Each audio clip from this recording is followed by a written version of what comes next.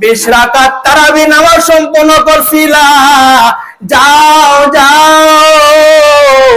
ওই তিনানি বেলওয়া ঈদগাহ মাঠে যাও, নামাজ পড়ার জন্য যাও। আজকে তোমাদের সেখানে আমাদের প্রতিপালক পুরস্কার দিবে। ফেরেশতাগুলো বারবার বলে ডাক দিয়ে কথা বলতেছে, আশা এবং মানার তৌফিক দেন সবাই বলে আমিন। শুধু আল্লাহকে রাজি করার জন্য, আর কোনো উদ্দেশ্য নাই। আমাদের ইমাম সাহেব ইনশাআল্লাহ 8:30 কথা আরম্ভ হবে, এখনই শুরু হইতেছে। ইমাম সাহেব ইনশাআল্লাহ আমাদের উনি কথা আরম্ভ করবেন, আমরা মনোযোগ দিয়ে সবাই শুনি। আর যারা আসতাছি, আসসালামু আলাইকুম ওয়া রাহমাতুল্লাহি ওয়া বারাকাতুহু। সবাই একটু মেহেরবানি করে সালামের উত্তরটা দেই। আল্লাহু আকবার, আল্লাহু আকবার, লা ইলাহা ইল্লাল্লাহ, আল্লাহু আকবার, আল্লাহু আকবার, ওয়ালিল্লাহিল হামদ। আল্লাহু আকবার, আল্লাহু আকবার, লা ইলাহা ইল্লাল্লাহ, আল্লাহু আকবার, আল্লাহু আকবার, ওয়ালিল্লাহিল হামদ।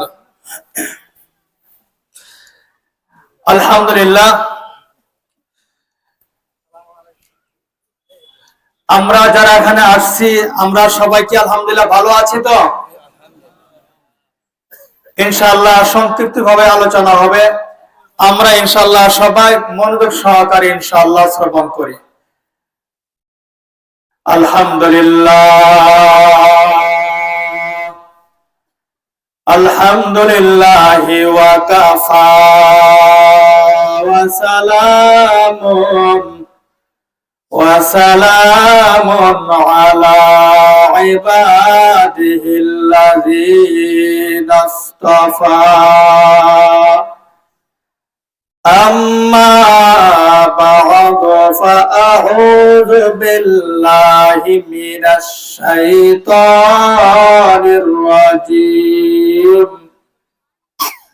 أعد الله لهم مغفرة وأجرا عظيما.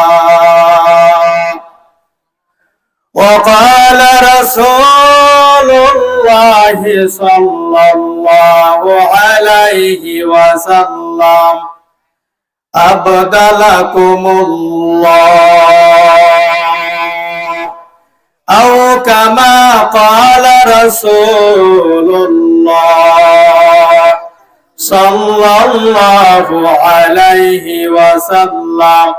صدق الله العلي العظيم وصدق رسوله النبي الكريم، ونحن على ذلك من الشاهدين والشاكرين، والحمد لله رب العالمين. وقال الشاعر ليس العيد لمن لبس الجديد، ليس العيد لمن لبس الجديد، إنما العيد لمن طاعته تزيد، إنما العيد لمن طاعته تزيد، ليس العيد لمن ركب المطايا، ليس العيد لمن ركب المطايا، إنما العيد لمن ترك الخطايا، إنما العيد لمن ترك الخطايا، وليس العيد لمن حزر المصلى، وليس العيد لمن حزر المصلى، إنما العيد লিমান সামা ওয়া সাল্লা ইন্নামাল ঈদু লিমান সামা ওয়া সাল্লা। আলহামদুলিল্লাহ, আল্লাহ তাআলার কাছে লাখো লাখো শুকরিয়া যে আল্লাহ যে সুবহানাহু ওয়া তাআলা আমাদের সবাইকে ঈদগাহে ঈদের নামাজ, ঈদুল ফিতরের নামাজ আদায় করার জন্য আসার এবং বসার তৌফিক দান করেছেন। সেজন্য আমরা মাহবুদের কাছে, আল্লাহ তাআলার কাছে সবাই জুড়ে সুরে বলি আলহামদুলিল্লাহ। রব্বে কারীম সুবহানাহু ওয়া তাআলা আমাদের সবাইকে সবরের সাথে আমলের নিয়তে দুনিয়া এবং আখেরাতে মুক্তির কামনায় আমরা যেন কথাগুলো যেন শুনতে পারি। আবারও জুড়ে সুরে বলি আমিন। ওগো দয়াময়, আশপাশে যে সকল কবরস্থান আছে, পিতা মাতার কবরস্থান, দাদা দাদি যতগুলা মানুষ মারা গেছে, ওগো আরশের মালিক, ওগো মদিনার মালিক, ওগো মেহেরবান আল্লাহ, সবার কবরকে এরকম জান্নাতের বাগিচা বানায় দেন আমিন। সম্মানিত হাজিরিন, সম্মানিত উপস্থিতি, ইনশাআল্লাহ আমরা সবাই আলহামদুলিল্লাহ রোজা রেখেছি। এই রোজা সিয়াম সাধনা সম্পন্ন হয়ে যাওয়ার পর আজকে হলো আমাদের ঈদের জন্য ঈদ মুবারক। ঈদ মুবারক যাকে বলা হয় ঈদুল ফিতরি, যে ঈদের মধ্যে সাহাবায়ে কেরাম রাদিয়াল্লাহু তাআলা আনহুম তারা বলতেন তাকাব্বালাল্লাহু মিন্না ওয়া মিনকা। এরকম ভাবে সাহাবায়ে কেরাম রাদিয়াল্লাহু তাআলা আনহুম তারা শুভেচ্ছা এরকম দিত। এই ঈদ আমরা যে ঈদ যে মনে করি, আমাদেরকে বুঝতে হবে যে আল্লাহ আমাদেরকে সৃষ্টি করেছেন, ওই আল্লাহ ঈদকে কি দ্বারা সাজিয়েছেন এবং এই ঈদের মাধ্যমে আমরা কি শিক্ষা নিতে পারি। সংক্ষিপ্ত সময়ের ভিতরে আপনাদের সবাই আপনাদের খেদমতে আগত ঈদের নামাজ পড়ার জন্য সম্মানিত মুসলিমে কারাম আপনাদের সম্মুখে এক কথা স্পষ্ট করতে চাচ্ছি যে আল্লাহ তাআলা এই ঈদকে তিনি কিসের মাধ্যমে সাজাইলেন এবং আমাদের এই ঈদের মাধ্যমে নেক্সট টাইমে আমাদের কি করা প্রয়োজন। আমরা এরকম ভাবে শুনে এসেছি বা বুঝে এসেছি, পয়গম্বর বিশ্ব নবী সকলে বলি সাল্লাল্লাহু আলাইহি ওয়াসাল্লাম, তিনি যখন মদিনায় আসলেন, মদিনায় আসার পর দেখেন ওখানে উৎসব পালন হয়, সেখানেও ঈদ পালন হয়, সেখানেও খুশি হয়, সেখানেও আনন্দ হয়, সেখানে বাচ্চারা খেলাধুলা করে, পুরুষরা আনন্দ করে, নারীরা আনন্দ করে, সেখানে উৎসবপূর্ণ অনেক কিছু হচ্ছে। পয়গম্বর তিনি এগুলা দেখে বলেন, তোমাদের উৎসব, তোমাদের আনন্দ, তোমাদের খেলনা, তোমাদের খানা, তোমাদের পিনা, তোমাদের ফুর্তি, তোমাদের আড্ডা, এগুলো আমার আল্লাহ তাআলার কাছে একটা গ্রহণ হবে না। আমার রব্বে কারীম সুবহানাহু ওয়া তাআলা তোমাদের জন্য দুইটা আনন্দের বিষয় দিবে। বছরে দুইটা উৎসব প্রদান করেছেন, বছরে দুইটা ঈদ এরকম উপহার দিয়েছেন। যদি তোমরা ওই আনন্দটাকে এই ঈদের মধ্যে নিয়ে আসতে পারো, তাহলে তোমরা পরিপূর্ণ সওয়াব পাবে। সকলে জুড়ে সুরে বলি সুবহানাল্লাহ। পয়গম্বর বিশ্ব নবী রাসূলুল্লাহ সাল্লাল্লাহু আলাইহি ওয়াসাল্লাম মদিনায় আগমন হয়ে যাওয়ার পর দেখলেন বাচ্চারা খেলাধুলা করতেছে, মানুষরা বিভিন্ন রকমের তারা আড্ডা নিয়ে ব্যস্ত, তারা এরকম খেল তামাশা নিয়ে ব্যস্ত, তারা এরকম উৎসব নিয়ে ব্যস্ত। পয়গম্বর ঘোষণা করলেন আব্দালাকুমুল্লাহ, ও মদিনাবাসী, ও মদিনাবাসী, তোমরা যে এরকম খেল তামাশা করতেছ, তোমরা যে ফুর্তি আড্ডা করতেছ, এই সকল উৎসব, এই সকল ফুর্তি আমার মাবুদের কাছে পূরণ হবে না। আমার আল্লাহ রব্বে কারীম তোমাদের জন্য, সারা বিশ্বের জন্য তোমাদের আনন্দকে, তোমাদের এই ফুর্তিকে আল্লাহ দুইটা উপহার দিয়েছেন, দুইটা উৎসব দিয়েছেন। তোমরা যদি এই দুইটা উৎসব আনন্দ করো, আমি পয়গম্বর বলে দিলাম তোমাদের উৎসবটা হবে সওয়াবের কারণ। সুবহানাল্লাহ। সুতরাং ওই হিসেবে পয়গম্বরের বাণী হিসেবে আজ হচ্ছে ঈদ মুবারক। সকালে বলি আলহামদুলিল্লাহ, আবারও বলি আলহামদুলিল্লাহ, সবাই বলি আলহামদুলিল্লাহ। এই ঈদ মুবারক, এই ঈদ মুবারক রব্বে কারীম তিনি কি দ্বারা সাজিয়েছেন?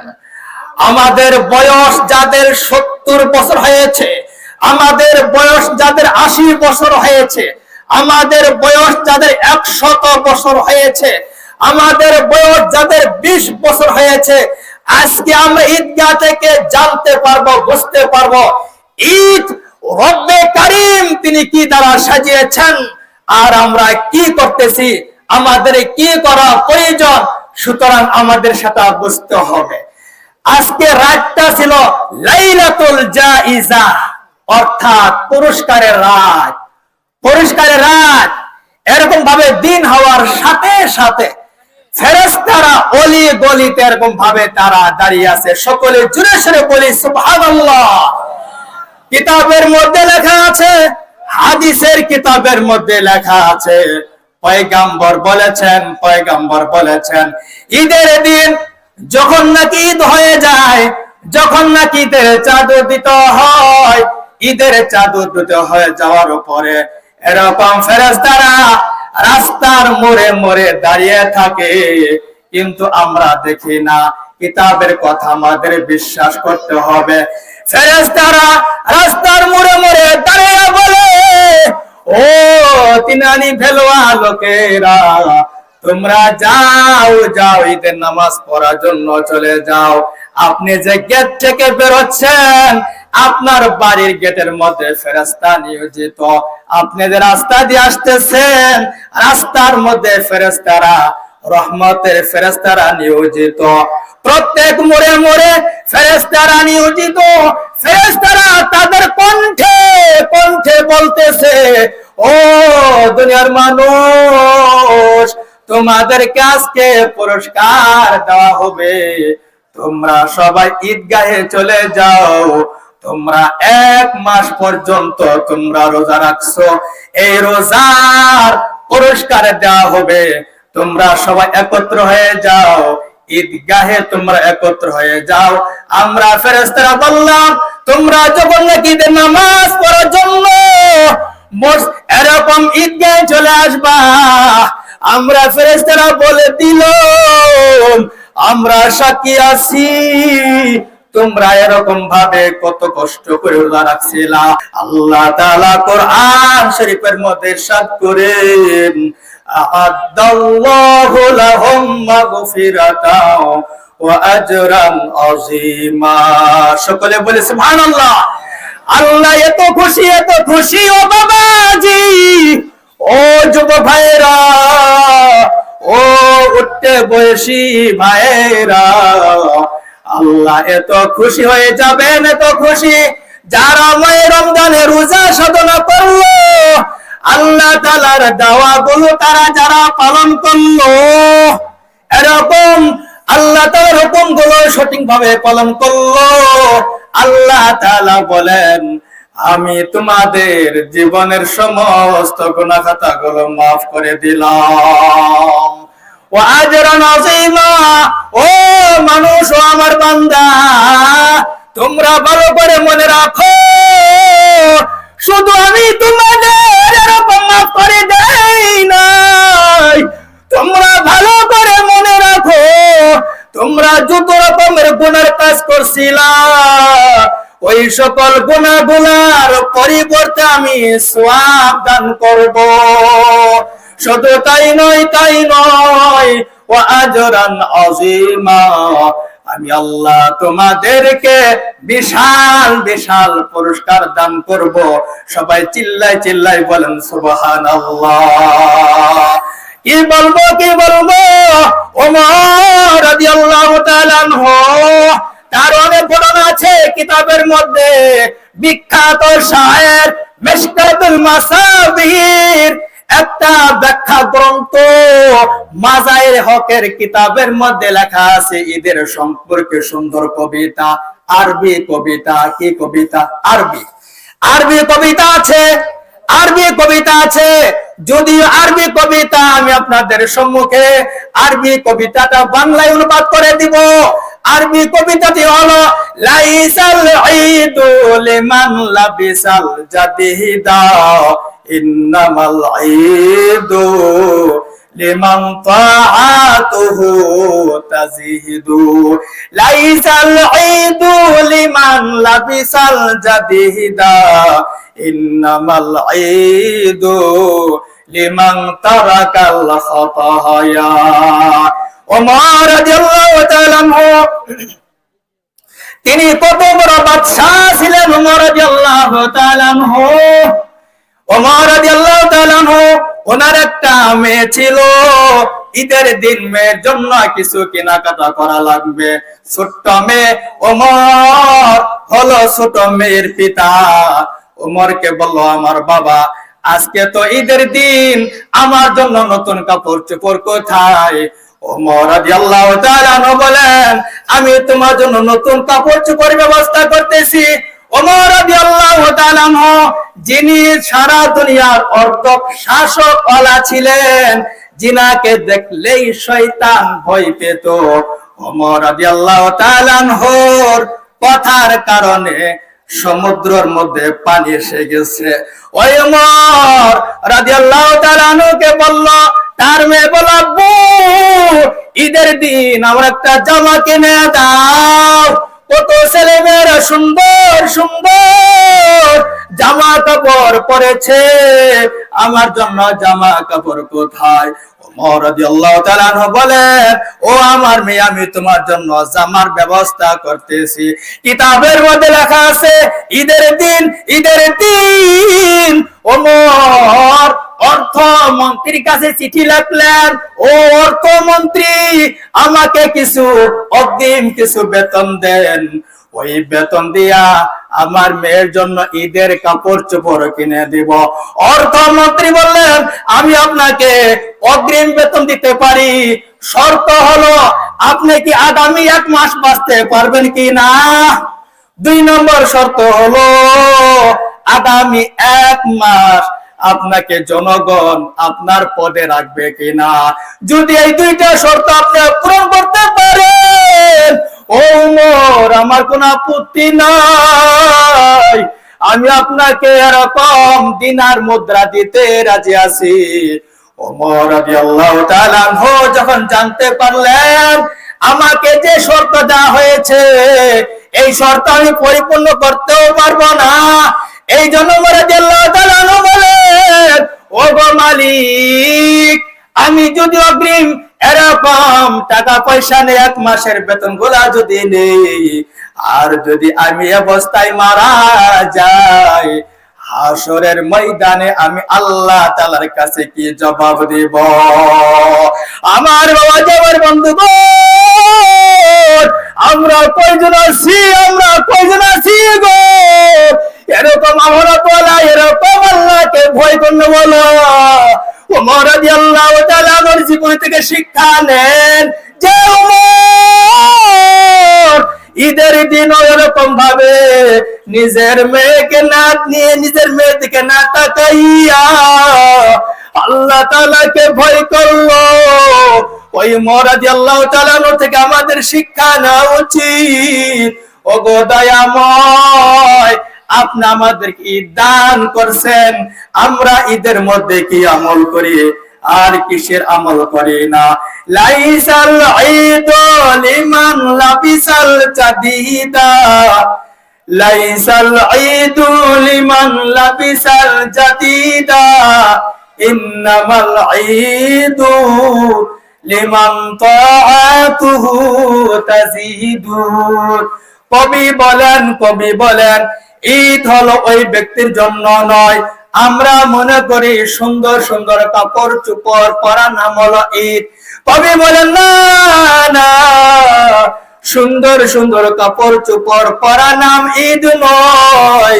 ইন্নামাল ঈদু লিমান তাআতুহু তাজিদু। ঈদ ওই ব্যক্তির জন্য যে ব্যক্তি আল্লাহ তাআলার সঙ্গে আনুগত্যকে বৃদ্ধি করে দেয়। লাইসাল ঈদু লিমান লাবিসাল জাদিদা ইন্নামাল ঈদু লিমান সালিমা মিনাল ইসমি। ঈদ ওই ব্যক্তির জন্য নয় যে ব্যক্তি মনে করে নতুন কাপড় চোপড় পরিধান করা এর নাম ঈদ নয়। ঈদ হলো ওই ব্যক্তির জন্য যে ব্যক্তি এরকম ভাবে গুনাহ কাজগুলো বাদ দিল। লাইসাল ঈদু লিমান রাকিবাল খাতায়া লাইসাল ঈদু লিমান রাকিবাল মাতায়া ইন্নামাল ঈদু লিমান তারাকাল খাতায়া। ঈদের দিন প্রোগ্রাম করে, যুবকরা প্রোগ্রাম করে, আত্মীয় স্বজনরা প্রোগ্রাম করে কিভাবে এরকম ঘোরাফেরা করা যায়, সুন্দর সুন্দর অটো গুলো ভাড়া করা যায়, মোটর সাইকেল গুলো সংগ্রহ করা যায়, কোন জায়গাতে ঘোরাফেরা করা যায় কিনা, নামাজের কোনো খোঁজ খবর নাই। আগে ওদের প্রোগ্রাম গুলো শিডিউল গুলো তাই এরকম ভাবে সুন্দর করে বন্ধুকে খোঁজ খবর দেয়, গাড়ি নিয়ে এরকম অটোতে ভাড়া করে। কবি বলেন ও যুবক ভাইয়েরা, ও বাবাজেরা, কবি বলেন সাবধান সাবধান, আমার রব্বে কারীম তিনি ঈদকে জন্য সাজাই নাই এরকম গাড়িতে এরকম মোটরতে উঠি উঠি ঘোরাফেরা করবা, গুনার কাজ করবা। এজন্য আমার রব্বে কারীম তিনি ঈদকে সাজাই নাই। আমার রব্বে কারীম তিনি ঈদকে সাজিয়েছেন ইন্নামাল ঈদু লিমান তারাকাল খাতায়া। ঈদ ওই ব্যক্তির জন্য যিনি এরকম গুনাহ খাতা গুলো ছেড়ে দিলেন, আর কোন গুনার কাজ করব না। লাইসাল ঈদু লিমান হাজারাল মুসাল্লা লাইসাল ঈদু লিমান হাজারাল মুসাল্লা ইন্নামাল ঈদু লিমান সামা ওয়া সাল্লা। আরো কত চমৎকার কথা বলেন, অনেক সুন্দর কথা বলতেছেন। ও রব্বে কারীম তিনি ঈদকে সাজিয়েছেন। কবি বলেন, কবি বলতেছেন আল্লাহ তাআলা ঈদকে তিনি সাজিয়েছেন, খুব ভালো করে সাজিয়েছেন। দুঃখের বিষয় কি বলবো, মাহে রমজানে এরকম কিছু মানুষ আছে রোজা রাখে না, এরকম বড় বড় মানুষ আছে, পুরুষও আছে মহিলা আছে, এমনি রোজা রাখেন। আছে নাকি নাই? কথা বলে আছে নাকি নাই? কবি সুন্দর কথা বলেছেন, কবি অনেক সুন্দর কথা বলেছেন। ও রোজাহীন ব্যক্তি, ও রোজাহীন ব্যক্তি, ও কপাল পোড়া ব্যক্তি যে নাকি রোজা রাখলো না, কত সুন্দর চমৎকার কথা বলেছেন। তোমার জন্য ঈদ নয়, তোমার জন্য ঈদ নয়। লাইসাল ঈদু লিমান হাজারাল মুসাল্লা। এরকম রোজা কুলো করে না, ইফতারে কোনো খোঁজ খবর নাই, তারাবির কোনো খোঁজ খবর নাই, ঈদের নামাজ পড়ার জন্য সবার আগে উপস্থিত। কবি বলেন না না না, তোমার জন্য ঈদ নয়, তোমার জন্য আল্লাহ তোমাকে ঈদ দেয় নাই। ও বান্দা, ও বান্দি, ভালো করে বুঝে রাখো, ভালো করে শুনে রাখো, ঈদ হলো ইন্নামাল ঈদু লিমান সাল্লা লিমান সামা ওয়া সাল্লা।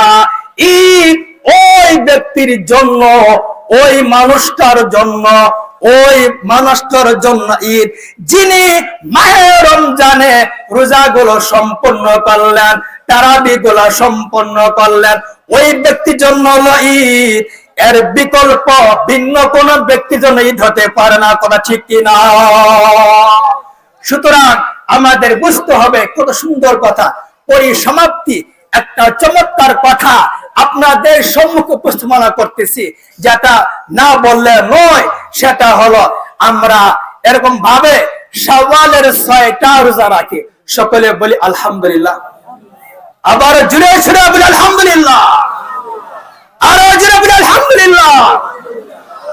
আমরা দর্শী কিতাব যেগুলো পড়েছি, কওমি মাদ্রাসায় যে সকল আমরা কিতাব পড়েছি, একটা কিতাবের নাম হলো আল ইউবি।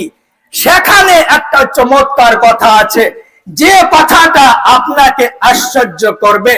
এই 6টা রোজা রাখার সুফল কি, 6টা রোজা রাখার করণীয় কি, 6টা রোজা রাখলে আপনার কি এরকম পুরস্কার পাবেন। সুন্দর কথা বলেছে, আমরা তো সারা জীবন শুনে এসেছি। ক্বালা রাসূলুল্লাহ, টিস্যু মিশে রাখেন না সবাই, সব এগুলো প্রয়োজন। টিস্যু রাখার সঙ্গে এগুলো প্রয়োজন, পানি রাখা প্রয়োজন, এটা কিন্তু প্রয়োজন, ঠিক আছে।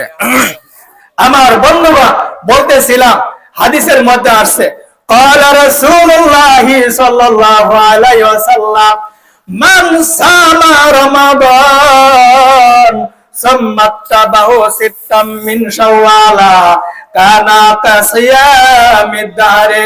আমার কোন উম্মত, এই ওয়াজটা আমি প্রতিবারই এরকম যখন আল্লাহ আমাকে সুযোগ দেয় বয়ান করা, প্রতিবার বলি, আমার কোন উম্মত মাহে রমজানে রোজাগুলো সম্পন্ন করলো, মাহে রমজানে রোজাগুলো সম্পন্ন করার পর শাওয়াল মাসে 6টা রোজা রাখে। কয়টা রোজা? আবার বলেন কয়টা রোজা? আবার বলেন কয়টা রোজা? আমার কোন উম্মত, আমার কোন এরকম উম্মত 6টা রোজা রাখবে গো। পয়গম্বর বলেন, ওই মানুষের জীবনের এরকম সগীরা গুনাহ খাতা গুলো মাফ হয়ে যাবে। সকলে বলেন সুবহানাল্লাহ। আমরা তো শুনি এইটুকু যে 6টা রোজা রাখলে এরকম ভাবে অনেক এরকম উপকার আছে। আজকে একটা আপনাদের সুন্দর একটা কথা বলবো, যে কথাটা আমাদের দর্শী কিতাবে, কওমি মাদ্রাসার তালবী কিতাবের মধ্যে লেখা আছে। ওখানে যারা আমরা উলামায়ে কেরাম আছি, যদি সেখানে আমরা এটা খুলি, ওই ঘটনা ওর মধ্যে উল্লেখিত আছে। ওখানে একটা চমৎকার ঘটনা আছে এই শাওয়ালের 6টা রোজার ব্যাপারে। আপনারা কি সবাই শুনতে আগ্রহী আছেন? শুনুন, সেটা হলো 6টা রোজা রাখলে কি উপকার হয়। এক তো শুনলাম নবীর হাদিস, একটা তালবী কিতাবের ওই ঘটনাগুলো আপনার সম্মুখে উপস্থাপন করা হচ্ছে। এক বুজুর্গ, উনি মক্কাতে থাকতেন, থাকার পরে দীর্ঘ 3 বা 10 বছর ধরে তিনি মক্কায় আছে। বুজুর্গ, উনি সব সময় শাওয়াল মাসে এরকম তিনি 6টা রোজা রাখতেন। সকলে বলি আলহামদুলিল্লাহ। 6টা রাখতো রোজা, 6টা রোজা রাখার সময় এরকম ভাবে প্রতি মুহূর্তে একটা লোক এসে ওই বুজুর্গকে সালাম দিত, মুসাফা করত, এরকম ভাবে প্রত্যেক দিন এটা করত। আচ্ছা, আপনাদের একটা প্রশ্ন করি, আপনারা যাকে চিনেন না, উনি যদি আপনার কাছে এসে মুসাফা করেন, সালাম দেন, তাহলে আপনার সঙ্গে ওর আস্তে আস্তে কি সম্পর্ক হবে না?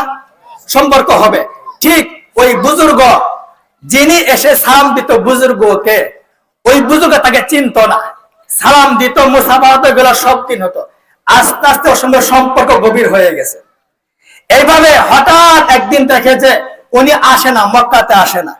পরে খোঁজ খবর নিয়ে যাওয়া হলো যে উনি কেন আসে না। উনি এরকম ভাবে চিন্তা করে গেলেন। আরেকজন এসে বললেন যে উনি এজন্য আসে না, উনি অসুস্থ, বাসায় আছে।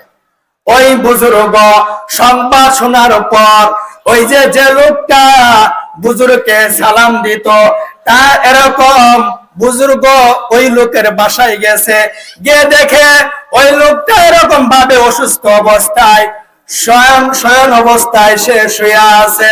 বুজুর্গ বলল, ও আল্লাহর গোলাম, আপনার কি সমস্যা, আপনার কম কেন করেন?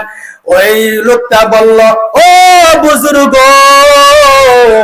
আমি হয়তো একটু পরে মারা যাব, আমার হায়াত কম কম অনুভব হচ্ছে, হয়তো আমি একটু পরে মারা যাব। ও বুজুর্গ, আমি আপনার কাছে নসিহত করতেছি, আমি মারা যাওয়ার পর আপনি আমার সুন্দর করে এরকম ভাবে গোসল দেবেন। ও বুজুর্গ, আমি মারা যাওয়ার পর গোসলের কাজ সম্পন্ন হয়ে যাওয়ার পর জানাজাটা আপনি পড়ায় দেবেন। সবাই বলে সুবহানাল্লাহ। কথা করতে আসলো 6টা রোজার এরকম তার একটা ঘটনা বলার জন্য ওই বুজুর্গকে বলল, ও বুজুর্গ, জানাজা সম্পন্ন হয়ে যাওয়ার পর আমার লাশটা বহন করে আপনি কবরে রাখবেন। ও বুজুর্গ, কবরে রাইখা আপনি আমাকে রাইখা চলে যাবেন না। সব মানুষ কিন্তু চলে যাবে, আপনি আমার কবরের পাশে অবস্থান করবেন, শুধু একটা রাত অবস্থান করবেন। বুজুর্গ মনে করলো এই লোকটা তো আমার সঙ্গে প্রত্যেকদিন দেখা হতো, তার সঙ্গে আমার সালাম হতো, মুসাফা হতো, এজন্য তার সঙ্গে আমার একটা মহব্বত সৃষ্টি হয়ে গেছে। বুজুর্গ বলল, হ্যাঁ ও ভাই, তুমি যা কিছু বললা আমি তোমার সব কিছু পালন করব। একটু পরে ওই আল্লাহ পাকের গোলাম মারা গেল। বুজুর্গ তিনি তাই করলেন, ওই গোলামের লাশটা সুন্দর করে এরকম গোসল করাইলেন। গোসল করার পর লোকদেরকে এরকম সংবাদ দিলেন। লোকেরা আসার পর ওই বুজুর্গ নিজেই জানাজা নামাজটা পড়াইলেন। জানাজা সম্পন্ন হয়ে যাওয়ার পর লোকের মাধ্যমে ওই গোলামের লাশটা বহন করতেছে। আগে কথা বলে দেই, ওই গোলামের কোন রকম ছেলে মেয়ে বা কেউ ছিল না, উনি একাই ছিলেন। ওই বুজুর্গ ওই গোলামের লাশটা বহন করে কবরস্থানে নিয়ে যাইতেছে। এরকম কবর রাখা হলো, মাটি সম্পন্ন করা হলো। একার মনে সবাই চলে যায়, যখন নাকি আমি দেখেছি পিতার আগে ছেলে মারা গেলে ওই ছেলের কবরটা রাখিয়া বাবা যেতে চাই না। বাবার আগে যদি মেয়ে মারা যায়, মেয়ের কবরের পাশ থেকে বাবা যেতে চাই না। সব মানুষ চলে গেল, বাবা যেতে চাই না। আমার বাবাজি, সব মানুষ চলে গেছে। বুজুর্গ ওই গোলামের কবরের পাশে বসে আছে। রাত হয়ে গেছে। রাত হয়ে যাওয়ার পর হঠাৎ করে ঘুম আসছে। ঘুমের মধ্যে তাকে বলা হলো, তুমি চলে যাও। ও বুজুর্গ, তোমার কোনো প্রয়োজন নাই। আল্লাহর গোলাম তোমার যে কারণ এখানে রাখতে বলেছিল ওই কারণটা সম্পূর্ণ হয়ে গেছে, তুমি চলে যাও। বুজুর্গ হঠাৎ ঘুমটা ভাঙে গেল। না না না, যে গোলামটার আমি এখানে মাটি দিলাম, আজকে রাত আমি এখানে থাকবো, তাকে একা রেখে যাইতে পারি না। আবার ওনাকে বলা হলো, ও বুজুর্গ, তোমার আর কোনো প্রয়োজন নাই। যে গোলামটা মারা গেছে, যে এখন আল্লাহ পাকের ওলিটা শুয়ে আছে, সে দুনিয়াতে যতদিন বেঁচে ছিল শাওয়াল মাসে সে 6টা করে রোজা রাখছিল নফলের নিয়তে। শাওয়াল মাসে 6টা রোজা সম্পূর্ণ করছিল। ওই 6টা রোজা আমরা বুজুর্গের পাশে আছি। ফেরেশতারা যত রকমের প্রশ্ন করো, ওই প্রশ্নগুলো আমরা 6টা রোজা সমাধান করে তাকে বেহেশতে নিয়ে যাওয়ার জন্য আমাদের দায়িত্ব থাকলো। সবাই জুড়ে সে বলে সুবহানাল্লাহ। লাইসাল ঈদু লিমান হাজারাল মুসাল্লা, ইন্নামাল ঈদু লিমান সামা ওয়া সাল্লা। ঈদ হলো ওই ব্যক্তির জন্য যে ব্যক্তি নাকি এরকম মায়ের রমজানের রোজাগুলো সম্পন্ন করলো, এরকম ভাবে মায়ের রমজানের গুলো এরকম ভাবে তারাবি গুলো সম্পন্ন করলো, ওই ব্যক্তির জন্য হলো ঈদ। আমার বাবাজি, আমার বন্ধুগণ, আমার হাফেজে কোরআন, আমার মৌলানা সাহেবরা, নবীর ওয়ারিসরা, ভালো করে আমরা সবাই মনে রাখি, যদি আমরা এই শাওয়ালের 6টা রোজা রাখি, আশা করা যায় রব্বে কারীম আমাদের মৃত্যুর পর সওয়াল জবাবগুলো সহজ করে দিবেন। সকলে বলে সুবহানাল্লাহ। আল্লাহু আকবার কাবীরা, আল্লাহু আকবার কাবীরা, আল্লাহু আকবার কাবীরা, আল্লাহুম্মা আশহাদ, আল্লাহুম্মা আশহাদ, আল্লাহুম্মা আশহাদ। আমি আল্লাহকে সাক্ষ্য রেখে বলছি, আমার কোন ভাই, আমার কোন বন্ধু মায়ের রমজানের রোজা সম্পন্ন করার পরে এই ঈদের নামাজ থেকে শিক্ষা নিতে হবে, নেক্সট টাইমে কোনো পাপের কাজ করা যাবে না, বেপরদা হয়ে চলে যাবে না, তাবলীগ দাওয়াতের কাজে সময় দিতে হবে, উলামায়ে কেরামদের সঙ্গে সম্পর্ক রাখতে হবে, এরকম ভাবে মুরব্বিদেরকে সম্মান করতে হবে, বেয়াদবি করা যাবে না, শিক্ষা নিতে হবে, শিক্ষা নিতে হবে। মায়ের রমজানের পর ঈদ এসেছে, এই ঈদ আমাদের শিক্ষা দিয়েছে নরম হও, ভদ্র হও, সভ্য হও, নামাজি হও, রোজাওয়ালা হও, সুদখোর হও না, সালামওয়ালা হও, আল্লাহওয়ালা হও, তাবলীগওয়ালা হও, দাওয়াতকারী হও, দায়ী হও। আল্লাহর শপথ দিয়ে বলছি, আল্লাহকে হাজির নাজির বলছি, এইভাবে যে লোকটার জীবনটা নেক্সট টাইমে চলতে থাকবে, ওই লোকের মৃত্যু অনেক সহজ হবে এবং রব্বে কারীম তার জন্য বেহেশত তৈরি রাখছেন। সকলেই বলি সুবহানাল্লাহ।